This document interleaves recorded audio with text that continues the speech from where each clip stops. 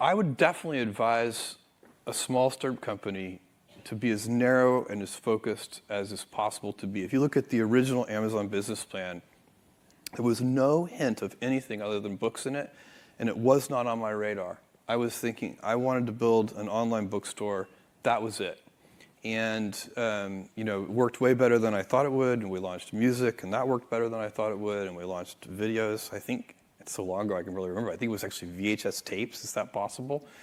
And that worked better than we thought it would. And then I sent email to customers. So I picked about 1,000 customers, and I said, besides the things we sell today, books, music, and video, what would you like to see us sell?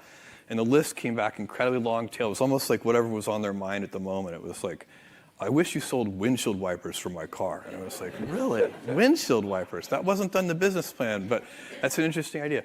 So it's been, kind of one foot in front of the other. We expand into new areas in two ways. One is from a customer need. We will work from a customer need to the skills that we need. And the other one is skills forward, from a skill set we have to a new set of customers. So Kindle is an example of a customer need.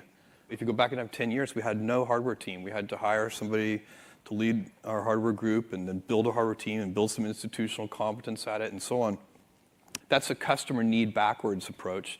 And then skills forward, a great example of that is Amazon Web Services. We had the skills to do AWS. We had probably more distributed computing expertise than anybody else in the world because of the transactions. Transaction systems are so complicated and hard to build, and we had a service-oriented architecture of great complexity, probably before anybody else.